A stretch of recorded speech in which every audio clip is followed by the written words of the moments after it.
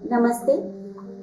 मैं काफ़ी इंटरव्यूज़ में और पॉडकास्ट में ये बताती आई हूँ कि कैसे जो सोनम वांगचुक का डिटेंशन हुआ है वो गलत ग्राउंड्स ऑफ डिटेंशन पे हुआ है। उनकी जो वीडियोस का रेफरेंसेस हैं वो उनके वर्ड्स को आउट ऑफ कॉन्टेक्स्ट लिया गया है, वीडियोस को गलत जगहों पे काट के गलत नैरेटिव बनाने की कोशिश की गई है। लेकिन अभी भी बहुत लोगों को ये क्लैरिटी नहीं है कि उन्होंने क्या कहा वीडियोस में और क्या गलत उनको इंटरप्रेट किया गया। इसलिए मैं इस सीरीज में एक एक ग्राउंड ऑफ डिटेंशन को डिटेल में आपको बताऊंगी कि कैसे इसको गलत वे से प्रेजेंट किया गया। पहला ये जो ग्राउंड डिटेंशन कहता है कि सोनम वांगचुक 24 सितंबर के वायलेंस के चीफ प्रोवोकेटर थे और उन्होंने ये कहा कि नेपाल का रेफरेंस देते हुए यंगस्टर्स को कहा कि जेनजी जैसे आप निकल के सब आइए और नेपाल जैसा माहौल यहाँ भी बनाए।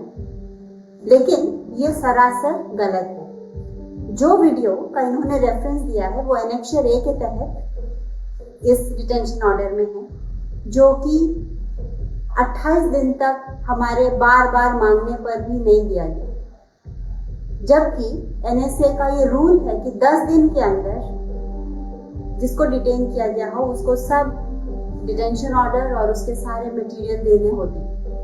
तो ये शायद जानबूझ के इसलिए नहीं दिया गया क्योंकि इस वीडियो में ऐसा कुछ था ही नहीं। जब फाइनली 23 अक्टूबर को सोनम को ये वीडियो मिला और 24 अक्टूबर को उनको एडवाइजरी बोर्ड को ये प्रेजेंट करना था और उनके पास 1 घंटा भी नहीं था उसको ढंग से प्रिपेयर करने के लिए, तो फाइनली उन्होंने देखा कि जो वीडियो था वो ना अनशन साइट से था, ये शाम के 5 बजे का था जब ये इवेंट हो चुका था, हादसा हो चुका था, और ये अनशन साइट का नहीं था, ये उनके घर का था, जो कि इंटरव्यू था न्यूज़पेपर्स और जो न्यूज़ चैनल्स थे, और उन्होंने ये पूछा था, ये शब्द उन्होंने यूज किया था कि क्या आपको ये लगता है कि ये जेनजी टाइप का प्रोटेस्ट है। तो सोनम ने कहा था कि नहीं, मुझे नहीं पता, ये यूथ तो कभी आते ही नहीं थे अनशन में और मैं चाहता हूँ कि ये कभी दोबारा रिपीट ना हो क्योंकि ये ना कभी ये पहले हुआ है। अभी आप जो आपने बोले जेनजी इसमें इन्वॉल्व था, क्या आप उनके साथ बैठे, आपने उनसे बात की, क्या डिमांड्स है? और दूसरी बात, can you draw some parallels between what happened in Nepal and what is happening in Ladakh right now, और फ्यूचर कोर्स ऑफ एक्शन क्या होगा?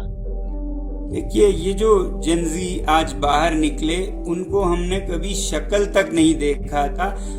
आज तक लद्दाख के लोगों की शिकायत थी कि ये जो युवा पीढ़ी है वो तो कभी अनशन में आते नहीं हैं, उन्हें तो शायद फिक्र ही नहीं है, बड़े बूढ़े ही आते हैं। तो सब यही कहा करते थे कि ये युवा पीढ़ी खुद मतलबी हैं, वो कभी अनशन में बैठने के लिए नहीं आते हैं। तो अचानक से वो आ गए, उनमें से किसी का हमने कभी शक्ल, बल्कि हमने मतलब 25 से कम के युवा लगभग ना के बराबर देखा है आज तक के अनशन में। आज अचानक उनका सबका एक तरह का बाढ़ सा आ गया, ये सब लोग हैरान हैं इस पर। धन्यवाद। और हाँ, नेपाल से मुझे नहीं पता, हो सकता है लोग उदाहरण लेते हों एक दूसरे से, मगर इसका मुझे नहीं पता। मगर जैसे वो निकल के आए, ये बिल्कुल किसी ने इमेजिन नहीं किया था। जी शुक्रिया। Thank you for watching. Subscribe my channel for daily update.